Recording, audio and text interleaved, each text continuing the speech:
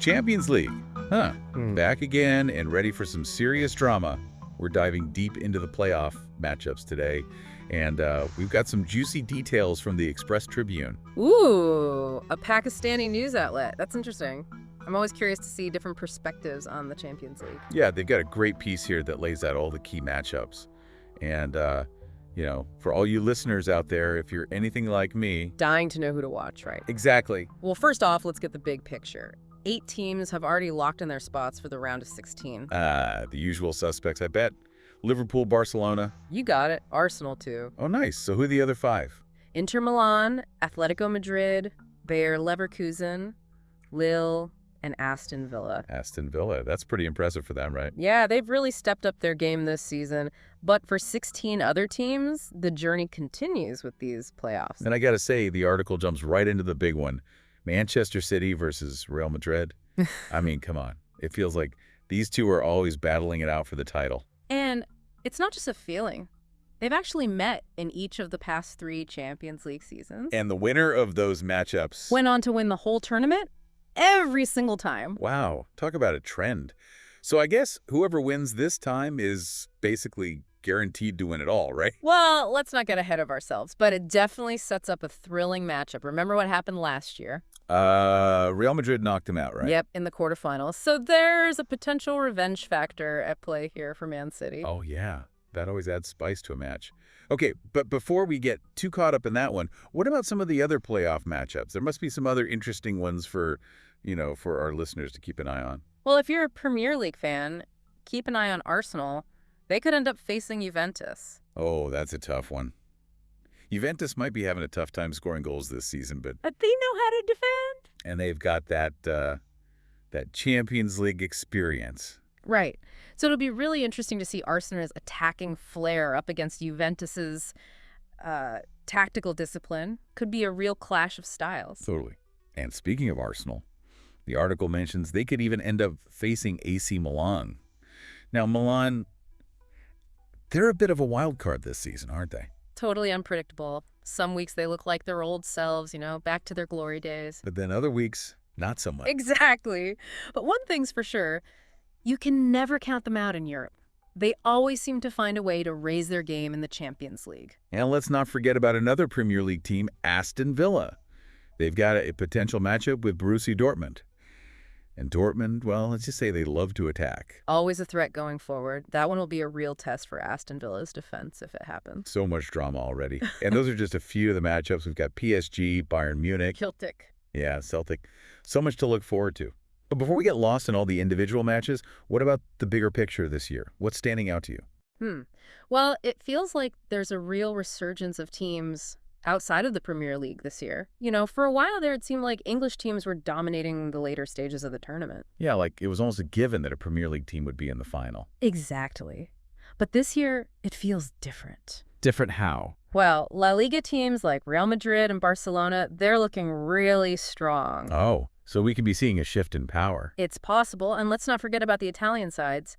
Inter Milan, they've quietly built a really solid team. Ooh, you think they could be a dark horse this year? They definitely have the potential to make a deep run. They're organized, they're defensively sound, and they have enough attacking threat to cause problems for anyone. Okay, so lots of potential for surprises and upsets. But before we go too far down that road, I want to go back to something you said earlier about that psychological boost from beating a top team early on. Oh, yeah. It's not just about the win itself. It's about what that win represents. Like what it means for a team's confidence. Exactly. Imagine, let's say, Arsenal beating Juventus in the playoffs. It would send a message to everyone else. Hey, we're not afraid of anyone. I get it. It's like they've cleared a mental hurdle. Right. And that can free them up to play with even more confidence later in the tournament. Sometimes that belief can be just as important as tactical brilliance or individual skill. It's that X factor that separates contenders from champions. It's like that win unlocks something in their minds, right? Yeah. They start to believe that they can really go all the way. Exactly. It's that intangible factor that can make all the difference. And you know what else is exciting this year? What's that? The sheer number of young players who are making a real impact in the Champions League. Oh, yeah. We've got Vinicius Jr. at Real Madrid, Phil Foden at Man City, Jamal Musiala at Bayern. Yep, and so many more who are just waiting to break out.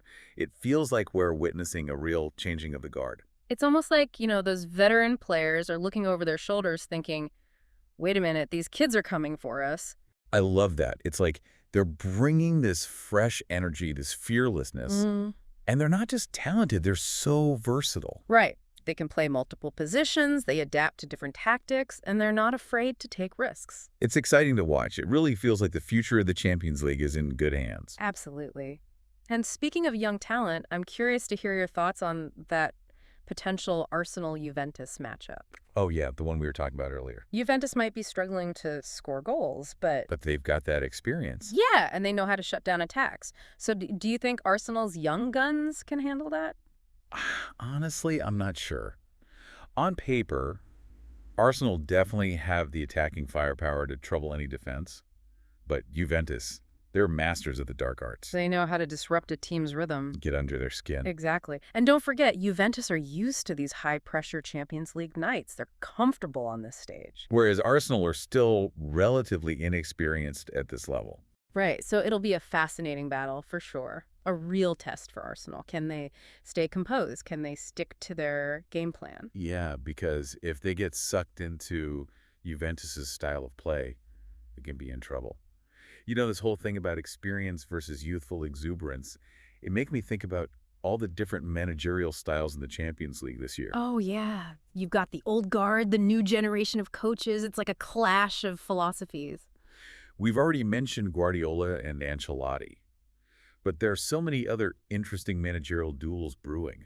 Take that Bayern-Celtic match, for example. You've got Nagelsmann, one of the most innovative coaches out there. And then you've got Postecoglou at Celtic, who's brought this high-intensity attacking style. Totally different approaches, but both teams want to control the game, dominate possession.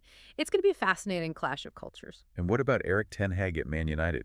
He's definitely instilled a new sense of discipline and structure there. They're playing with more purpose this season, more intensity. But can they really hang with the big boys in Europe? It's tough to say. They've got the potential to be a dark horse, but they need to find more consistency. So many intriguing storylines, so many tactical battles to watch.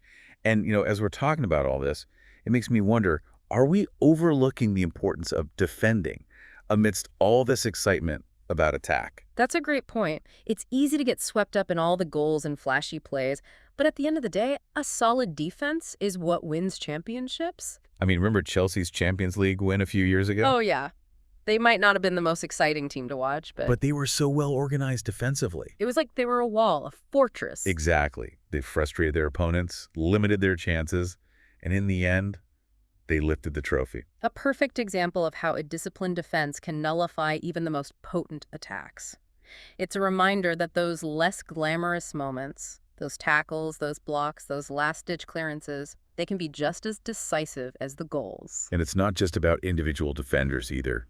It's about teamwork, communication. Yeah, a great defense is like a well-oiled machine, Yeah. every part working in perfect harmony. It's about anticipation.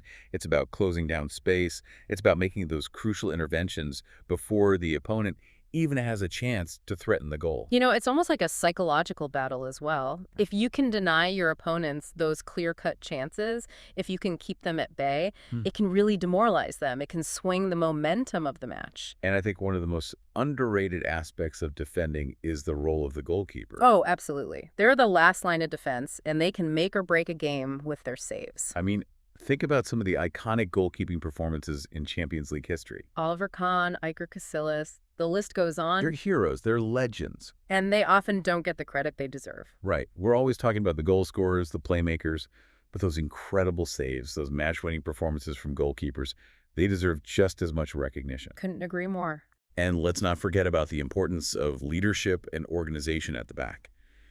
You need a captain, a vocal presence, someone who can marshal the troops and inspire confidence in their teammates. Someone like Van Dijk at Liverpool, Thiago Silva at Chelsea. Exactly. Those guys are more than just defenders. They're leaders. They're organizers. They're the glue that holds everything together. And that leadership extends beyond just the back line. The whole team needs to understand their defensive responsibilities. Knowing when to press, when to drop back, when to cover for each other. It's about collective discipline, a shared understanding of the tactical plan. That's what makes a team truly difficult to break down. And it's interesting to think about how the evolution of tactics, the emergence of these hybrid players, has influenced defending. Right. With so much attacking fluidity nowadays, with players constantly switching positions, defenders are being challenged more than ever. They have to be so adaptable, so versatile. They have to read the game, anticipate danger, cover different areas of the pitch. It's not just about being strong or fast anymore. It's about intelligence. It's about positioning. It's about making those crucial interventions before the opponent even has a chance. I think that's what separates the truly great defenders from the rest.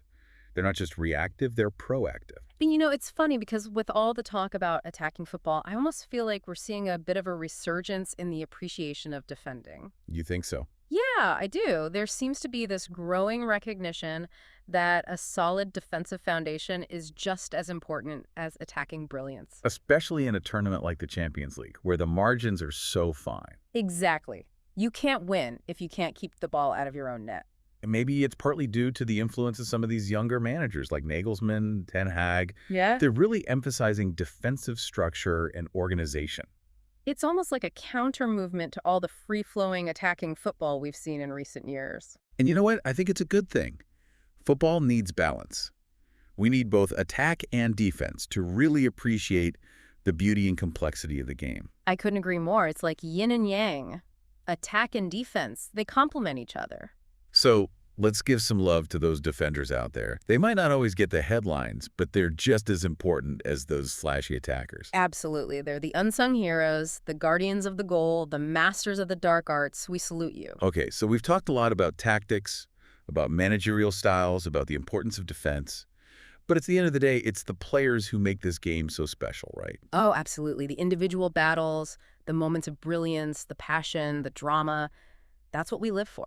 So what are some of the individual matchups you're most excited to see in these playoff matches? Well, for me, one that stands out is Mbappe versus Bonucci. Ooh, that's a good one. Speed versus experience. Flair versus tactical nous. Exactly. Mbappe is like a lightning bolt, so explosive, so unpredictable. And Bonucci is a veteran, a master of reading the game. I can't wait to see who comes out on top in that one.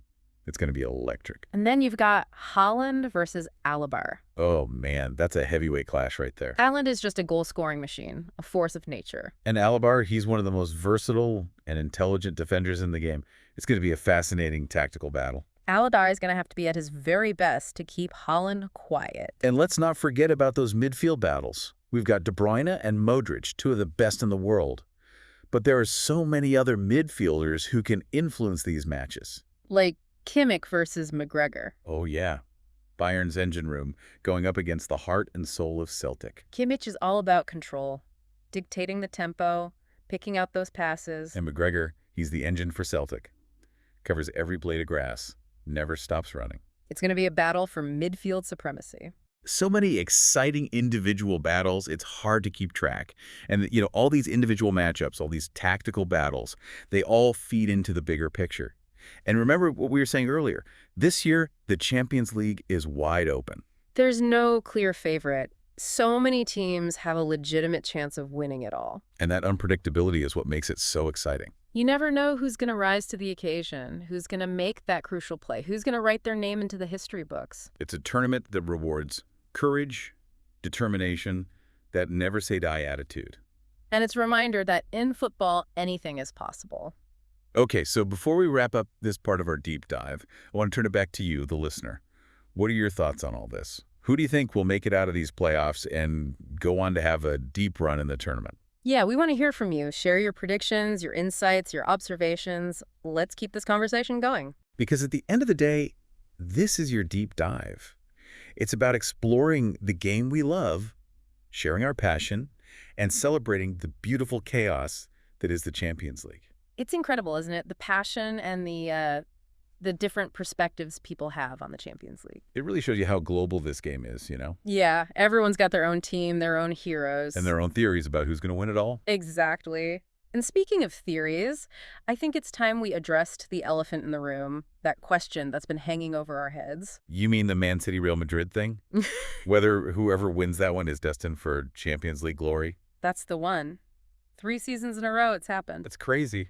right? Almost like a curse or something. Well, we talked about those psychological factors earlier, right? The boost you get from beating a top team so early. The momentum, the confidence. Like you've already proven you can beat the best. Exactly. And not just psychologically, but tactically, too. You get a blueprint, almost, for taking down other top teams. It's like a mini tournament within the tournament. And whoever comes out on top is battle-tested, ready for anything. But, football can be a fickle game. Oh, tell me about it. Form can change. Injuries happen. A little bit of luck can make all the difference. Exactly. And we've seen those underdog stories before, right? Porto, Monaco, those were amazing runs. They remind us that anything is possible in the Champions League. So yeah, the Man City-Real Madrid matchup is huge, no doubt. But we can't forget about all the other contenders. Bayern, Liverpool. Napoli, maybe even Benfica could pull off a surprise. So many possibilities. And that's what I love about this tournament. You just never know what's going to happen. It keeps you on the edge of your seat every single match. Exactly. And that's the beauty of it all, the anticipation, the drama, the chance to see history being made. Well said. I think we've covered pretty much everything we set out to do in this deep dive. Playoff matchups, tactical trends, the art of defending. And of course, the Man City-Real Madrid question. Hopefully we've given our listeners a better understanding of this amazing tournament. All its twists and turns, its triumphs and heartbreaks. Now it's time for you all to sit back, relax, and enjoy the ride. The Champions League is back, and it's going to be epic. Soak it all in, folks. The passion, the skill, the drama, everything that makes this game so special. And don't forget to share your thoughts with us. Who do you think will win it all? Who are you most excited to watch? Let us know. This is your deep dive after all. Thanks for joining us. We'll be back soon with more football analysis and insights. Until then, may your team go all the way.